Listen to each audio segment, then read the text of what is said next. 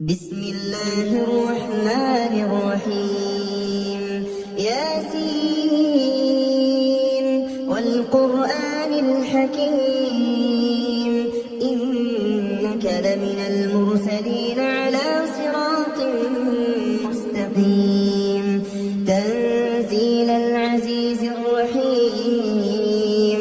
لتنذر قوما ما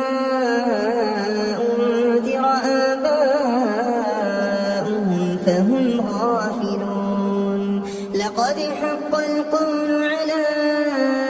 أكثرهم فهم لا يؤمنون إنا جعلنا في أعناقهم أغلالا فهي إلى الأذقان فهم مقمحون وجعلنا من بين أيديهم سدا ومن خلفهم سدا فأغشيناهم فهم لا يبصرون وسواء عليهم أأنذرتهم أم لم تنذرهم لا يؤمنون إنما تنذر من اتبع الذكرى خشي الرحمن بالغيب فبشره بمغفرة وأجر كريم إنا نحن نحيي الموتى ونكتب ما قدموا وآثارهم وكل شيء أحصيناه في إمام مبين واضرب لهم مثلا أصحاب القرية إذ جاءها المرسلون إذ أرسلنا إليهم اثنين فكذبوهما فعززنا بثالث فقالوا إنا إليكم مرسلون قالوا ما أنتم إلا بشر مثلنا وما أنزل الرحمن من شيء إن أنتم إلا تكذبون قالوا ربنا يعلم إنا إليكم لمرسلون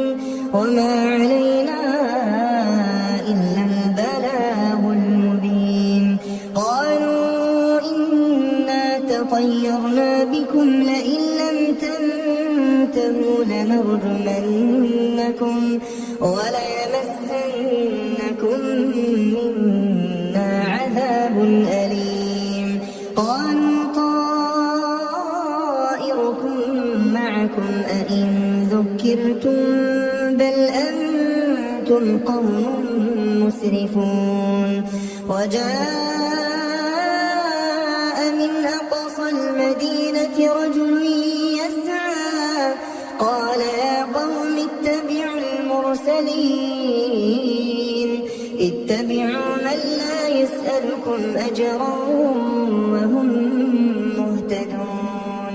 وما لي لا أعبد الذي فطرني وإليه ترجعون أأتخذ من دونه آلهة إن يردني الرحمن بضر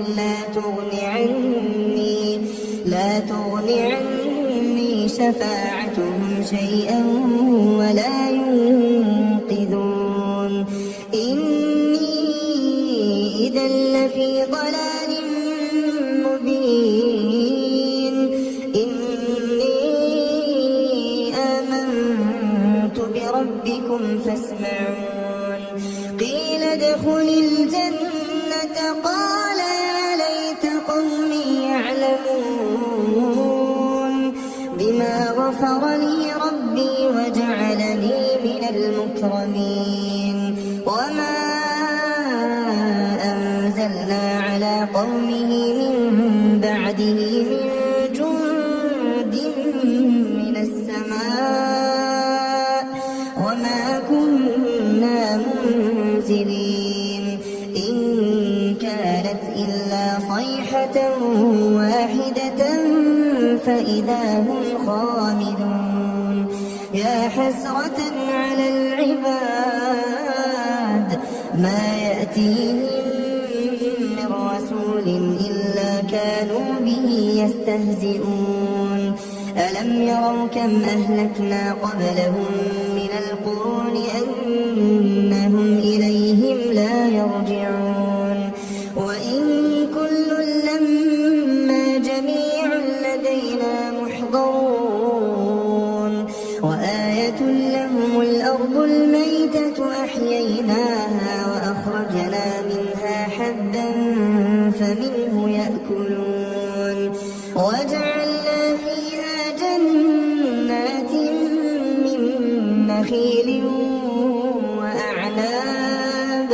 وفجرنا فيها من العيون ليأكلوا من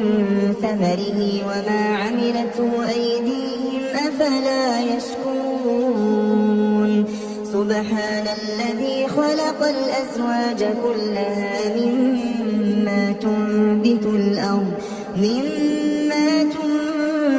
الأرض ومن أنفسهم ومما لا يعلمون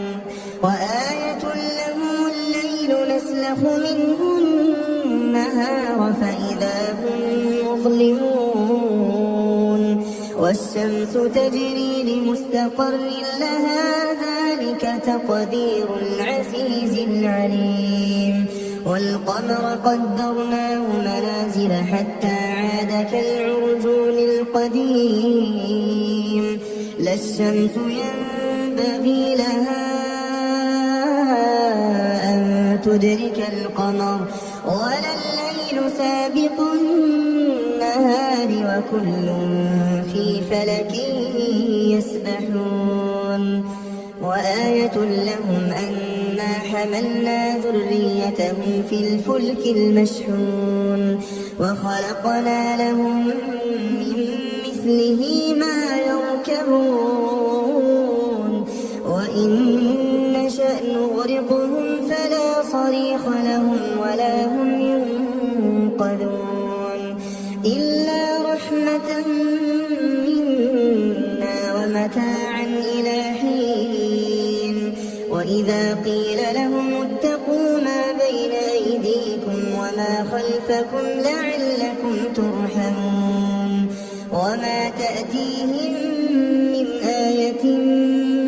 من آيات ربهم إلا كانوا عنها معرضين وإذا قيل لهم أنفقوا مما رزقكم الله قال الذين كفروا للذين آمنوا أنطعم من لو يشاء الله أطعمه إن أنتم إلا في ضلال مبين ويقولون متى هذا الوعد إن كنتم صادقين ما ينظرون إلا صيحة واحدة تأخذهم وهم يخصمون فلا يستطيعون توصية ولا إلى أهلهم يرجعون ونفخ في الصور فإذا هم من الأجداث إلى ربهم ينسلون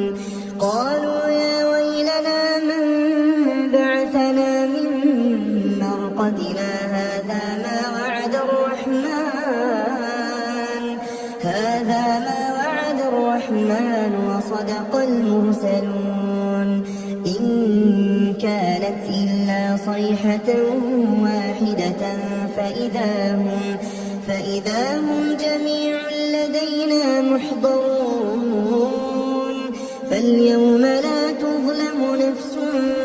شيئا ولا تجزون إلا ما كنتم تعملون إن أصحاب الجنة اليوم في شغل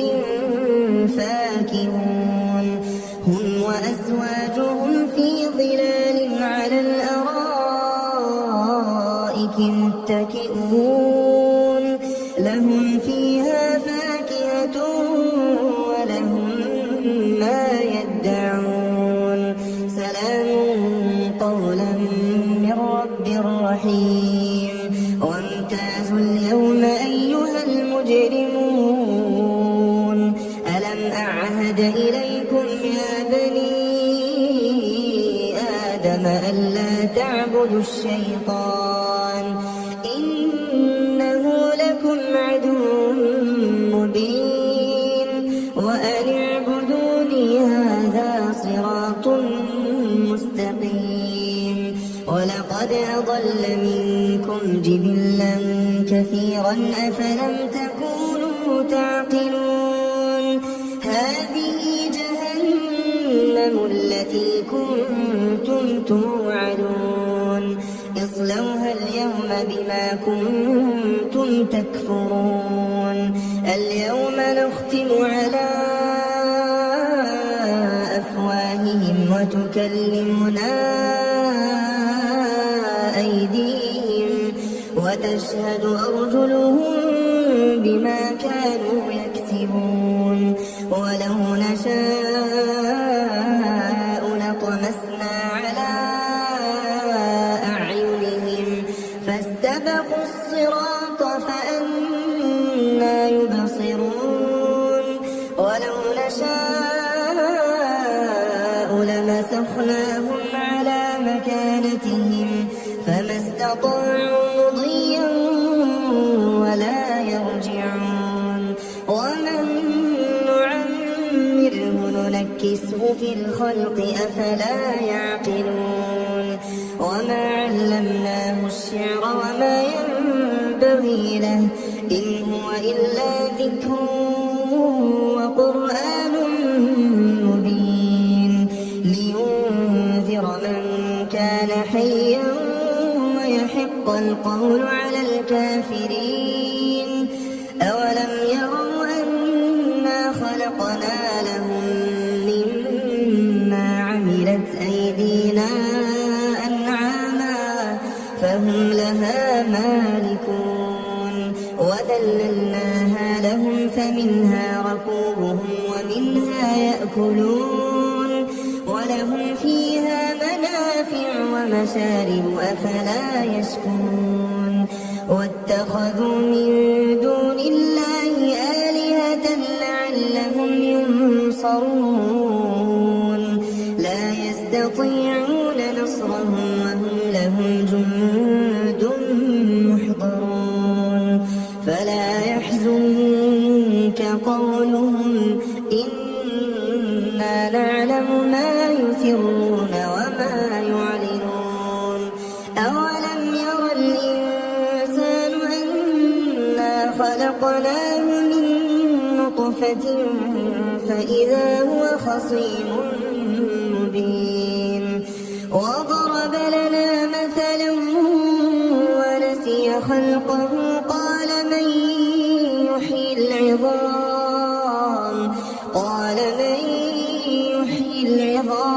وهي رميم قل يحييها الذي أنشأها أول مرة وهو بكل خلق عليم الذي جعل لكم من الشجر الأخضر نارا فإذا أنتم منه توقدون أوليس الذي خلق السماوات والأرض بقادر على أن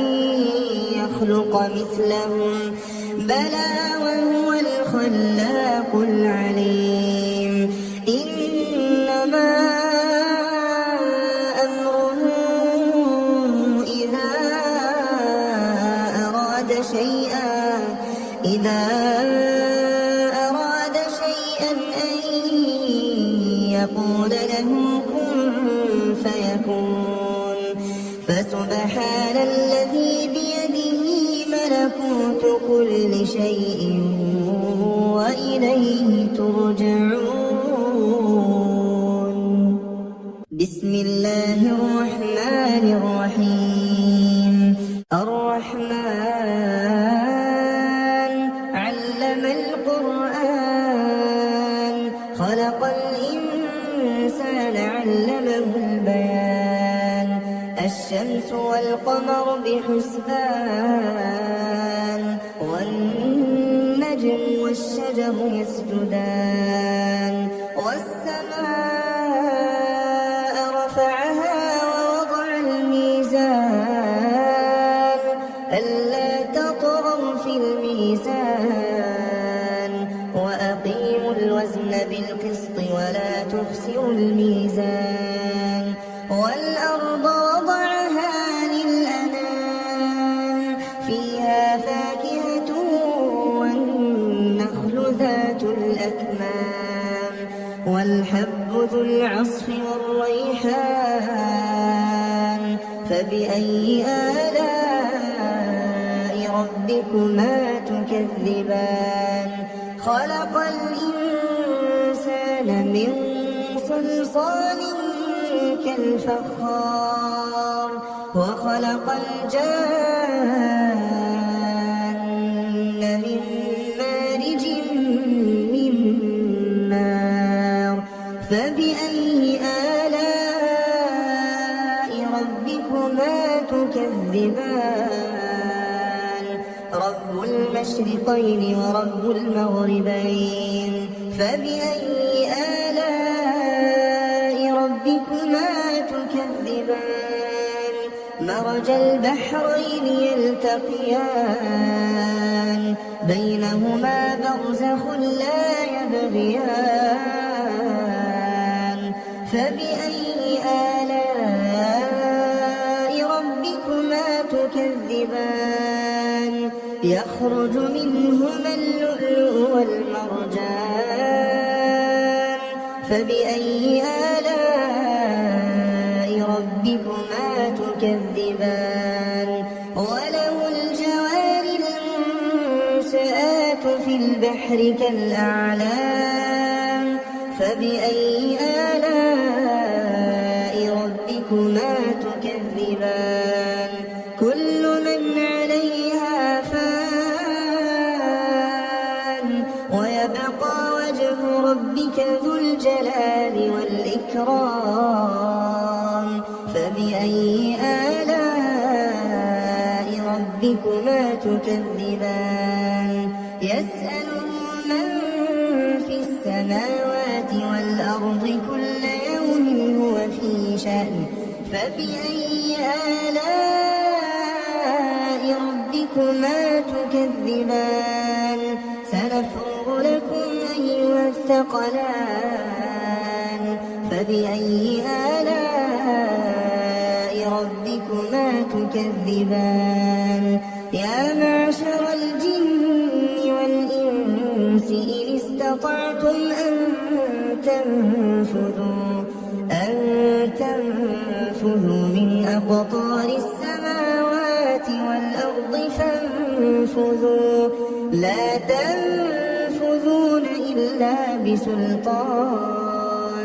فبأي آلاء ربكما تكذبان يرسل عليكما شواظ من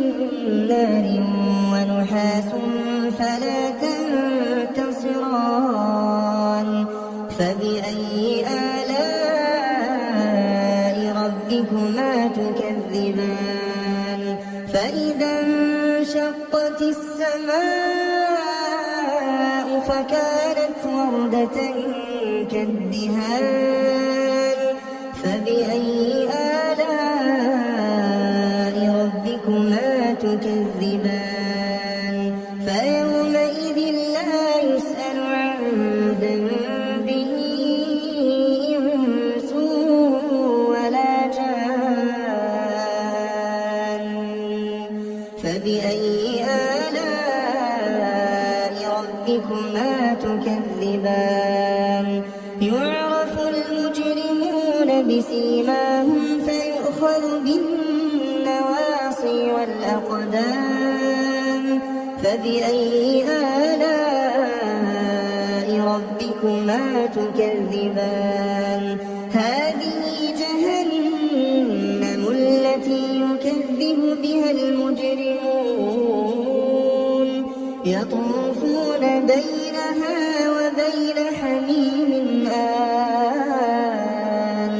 فبأي آلاء ربكما تكذبان ولمن خاف مقام ربه جنتان فبأي آلاء ربكما تكذبان ذواتا أفنان فبأي آلاء ربكما تكذبان فيهما عينان تجريان فبأي آلاء ربكما تكذبان فيهما من كل فاكهة زوجان فبأي آلاء ربكما تكذبان متكئين على فرش بطائنها من استبرق وجنى الجنتين دان فبأي آلاء ربكما تكذبان فيهن قاصرات الطرف لم يطمثهن إنس قبلهم ولا جان فبأي آلاء ربكما تكذبان كأنهن الياقوت والمرجان فبأي آلاء ربكما تكذبان هل جزاء الإحسان إلا الإحسان فبأي آلاء ربكما تكذبان ومن دونهما جنتان فبأي آلاء ربكما تكذبان مدهامتان فبأي آلاء ربكما تكذبان فيهما عينان نضاختان فبأي آلاء ربكما تكذبان فيهما فاكهة ونخل ورمان فبأي آلاء ربكما تكذبان فيهن خيرات حسان فبأي آلاء ربكما تكذبان حور مقصورات في الخيام فبأي آلاء ربكما تكذبان لم يطمثهن إنس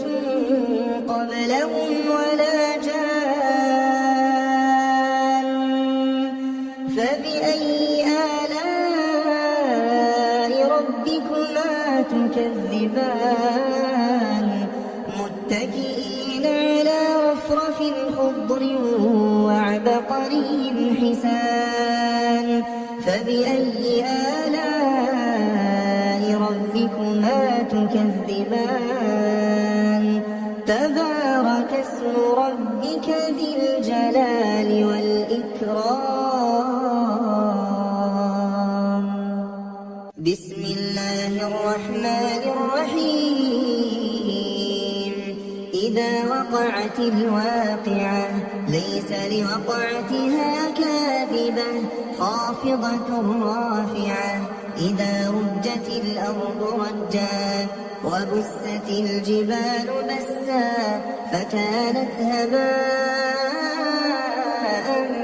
منبثا وكنتم أزواجا ثلاثة فأصحاب الميمنة ما وأصحاب المشأمة ما أصحاب المشأمة والسابقون السابقون أولئك المقربون في جنات النعيم ثلة من الأولين وقليل من الآخرين على سرر موضونة متكئين عليها متقابلين يطوف عليهم ولدان مخلدون بأكواب وأباريق وكأس من معين لا يصدعون عنها ولا ينزفون وفاكهة مما يتخيرون ولحم طير مما يشتهون وحور عين كأمثال اللؤلؤ المكنون جزاء بما كانوا يعملون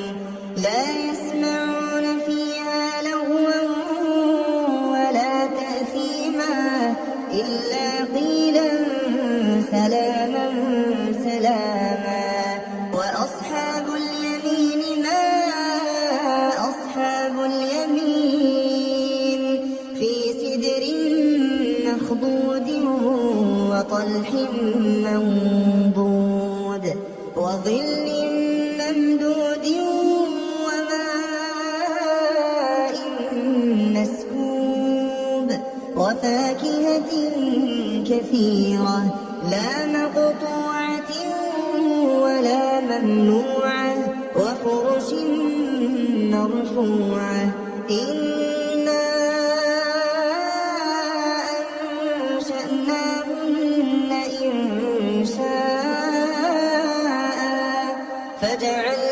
فجعلناهن أبكارا عربا أترابا لأصحاب اليمين ثلة من الأولين وثلة من الآخرين وأصحاب الشمال ما أصحاب الشمال في سموم وحميم وظل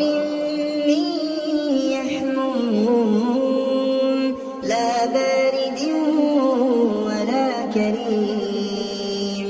إنهم كانوا قبل ذلك مترفين وكانوا يصرون على الحنث العظيم وكانوا يقولون أإذا متنا وكنا ترابا وعظاما أإنا لمبعوثون أوآباؤنا الأولون قل إن الأولين والآخرين قل إن الأولين والآخرين لمجموعون إلى ميقات يوم معلوم ثم إنكم أيها الضالون المكذبون لآكلون من شجر من زقوم فمالئون منها البطون فشاربون عليه من الحميم فشاربون شرب الهيم هذا نزلهم يوم الدين نحن خلقناكم فلولا تصدقون أفرأيتم ما تمنون أأنتم تخلقونه أم نحن الخالقون نحن قدرنا بينكم الموت وما نحن بمسبوقين على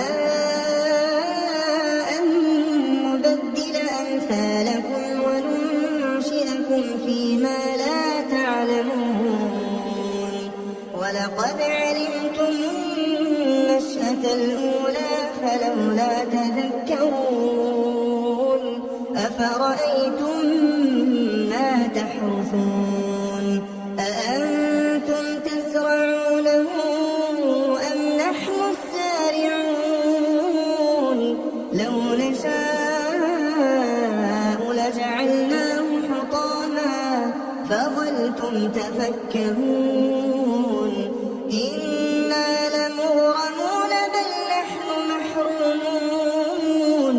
أفرأيتم الماء الذي تشربون أأنتم أنزلتموه من المزن أم نحن المنزلون لو نشاء جعلناه أجاجا فلولا تشكرون أفرأيتم النار التي تورون أأنتم أنشأتم شجرتها أم نحن المنشئون نحن جعلناها تذكرة ومتاعا للمقوين فسبح باسم ربك العظيم فلا أقسم بمواقع النجوم وإنه لقسم لو تعلمون عظيم إنه لقرآن كريم في كتاب مكنون لا يمسه إلا المطهرون تنزيل من رب العالمين أفبهذا الحديث أنتم مدهنون وتجعلون رزقكم أنكم تكذبون فلولا إذا بلغت الحلقوم وأنتم حينئذ تنظرون ونحن أقرب إليه منكم ولكن لا تبصرون فلولا إن كنتم غير مدينين ترجعونها إن كنتم صادقين فأما إن كان من المقربين فروح وريحان وجنة نعيم وأما إن كان من أصحاب اليمين فسلام لك من أصحاب اليمين وأما إن كان من المكذبين الضالين فمثل من حميم وتصلية جحيم إن هذا لهو حق اليقين فسبح باسم ربك العظيم بسم الله الرحمن الرحيم تبارك الذي بيده الملك وهو على كل شيء قدير الذي خلق الموت والحياة ليبلوكم أيكم أحسن عملا وهو العزيز الغفور الذي خلق 7 سماوات طباقا ما ترى في خلق الرحمن من تفاوت فارجع البصر هل ترى من فطور ثم ارجع البصر كرتين ينقلب ينقلب إليك البصر خاسئا وهو حسير ولقد زينا السماء الدنيا بمصابيح وجعلناها رجوما للشياطين وأعتدنا لهم عذاب السعير وللذين كفروا بربهم عذاب جهنم وبئس المصير إذا ألقوا فيها سمعوا لها شهيقا وهي تفور تكاد تميز من الغيظ كلما ألقي فيها فوج سألهم خزنتها ألم يأتكم نذير قالوا بلى قد جاءنا نذير فكذبنا وقلنا ما نزل الله من شيء إن أنتم إلا في ضلال كبير وقالوا لو كنا نسمع أو نعقل ما كنا في أصحاب السعير فاعترفوا بذنبهم فسحقا لأصحاب السعير إن الذين يخشون ربهم بالغيب لهم مغفرة وأجر كبير وأسروا قولكم أو اجهروا به إنه عليم بذات الصدور ألا يعلم من خلق وهو اللطيف الخبير هو الذي جعل لكم الأرض ذلولا فامشوا في مناكبها وكلوا من رزقه وإليه النشور أأمنتم من في السماء أن يخسف بكم الأرض فإذا هي تمور أم أمنتم من في السماء أن يرسل عليكم حاصبا فستعلمون كيف نذير ولقد كذب الذين من قبلهم فكيف كان نكير أولم يروا إلى الطير فوقهم صافات ويقبضن ما يمسكهن إلا الرحمن إنه بكل شيء بصير أمن هذا الذي هو جند لكم ينصركم من دون الرحمن إن الكافرون إلا في غرور أمن هذا الذي يرزقكم إن أمسك رزقه بل لجوا في عتو ونفور أفمن يمشي مكبا على وجهه أهدى أمن يمشي سويا على صراط مستقيم قل هو الذي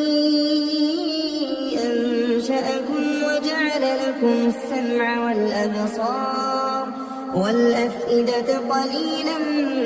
ما تشكرون قل هو الذي ذرأكم في الأرض وإليه تحشرون ويقولون متى هذا الوعد إن كنتم صادقين قل إنما العلم عند الله وإنما أنا نذير مبين فلما رأوه زلفة سيئت وجوه الذين كفروا وقيل هذا الذي كنتم به يدعون قل أرأيتم إن أهلكني الله ومن معي أو رحمنا فمن يجير الكافرين من عذاب أليم قل هو الرحمن آمنا به وعليه توكلنا فستعلمون من هو في ضلال مبين قل أرأيتم إن أصبح ماؤكم غورا فمن يأتيكم بماء